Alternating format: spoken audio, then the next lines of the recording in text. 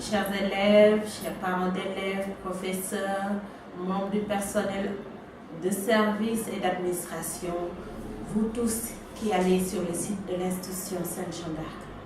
Je me fais un grand plaisir et une joie de vous adresser ce message à l'occasion des fêtes de Noël. Effectivement, les illuminations, les décorations, les boutiques, tout le vacarme de la ville nous montre que c'est bientôt Noël. Et je voudrais aujourd'hui avec vous m'interroger sur le sens de Noël.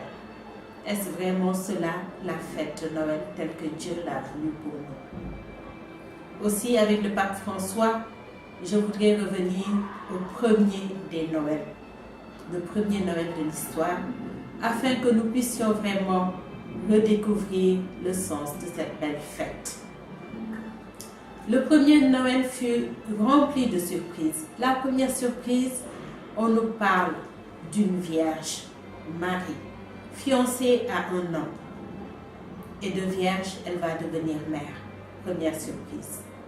Deuxième surprise, elle est fiancée, elle ne vit pas encore avec son mari et on dit qu'elle est enceinte.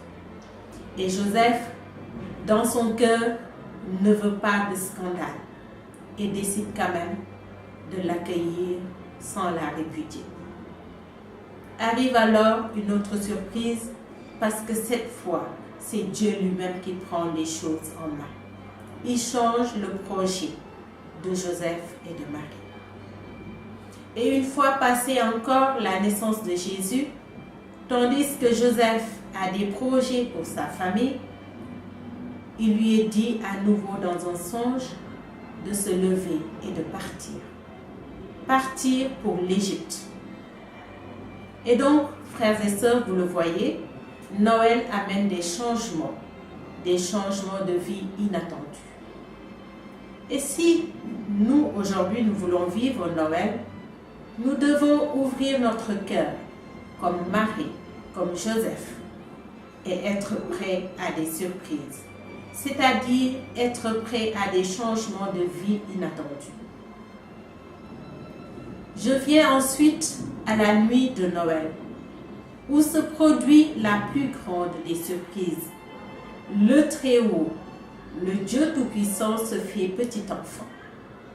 Un petit enfant, c'est celui qui ne sait pas parler.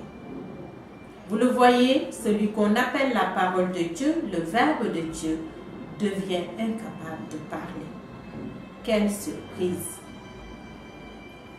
Le grand roi, le roi de l'univers, n'est pas accueilli par les autorités comme on l'aurait voulu. Il est accueilli par les anges. Il est accueilli par de simples bergers, surpris eux aussi dans leur travail. Qui aurait pu prévoir tout cela? Frères et sœurs, Noël, c'est célébrer l'inédit de Dieu. Ou mieux encore, célébrer Dieu qui renverse notre logique et nos attentes. C'est pourquoi fêter Noël, c'est donc accueillir sur terre les surprises du ciel. On ne peut plus vivre de façon terre-à-terre cette fête. Noël marque le début d'une époque nouvelle, où la vie n'est pas programmée, mais elle se donne, où on ne vit plus pour soi, ni en fonction de ses envies, mais uniquement pour Dieu. Car avec Dieu, et depuis Noël, Dieu est avec nous. Dieu vit avec nous, il chemine avec nous. Alors aujourd'hui, frères et sœurs, pour vivre Noël, laissons-nous déranger par sa surprenante nouveauté. Fêter Noël, frères et sœurs, c'est faire comme Jésus, venu pour nous qui sommes pauvres, en nous tournant vers ceux qui ont besoin de nous. C'est faire comme Marie. Ça veut dire faire confiance, se faire tout doux envers Dieu, même lorsqu'on ne comprend pas ce qu'il est en train de faire. Fêter Noël, c'est faire comme Joseph, se lever. Se lever pour faire ce que Dieu veut, même si cela ne correspond pas à nos projets. Hélas, on peut se tromper de fête et préférer aux nouveautés offertes par le ciel la routine de la terre. Frères et sœurs, ne faisons pas de Noël un événement mondain. Ne mettons pas de côté le roi de la fête comme autrefois quand il est venu chez lui et que les siens ne l'ont pas reconnu, nous dit Saint Jean dans son évangile. Mettons-nous en attente encore, parce qu'il vient chaque jour, à travers les événements, à travers les personnes, à travers les plus pauvres à côté de nous. Voilà, ce sera Noël, si comme Joseph, nous laissons une place au silence. Si comme Marie, nous disons « Me voici à Dieu ». Si comme Jésus, nous sommes proches de ceux qui sont seuls, de ceux qui attendent une main tendue, de ceux qui attendent un sourire, de ceux qui attendent tout simplement un regard. Alors notre terre, nos familles, notre communauté éducative sera Bethléem, l'humble grotte où Jésus naît.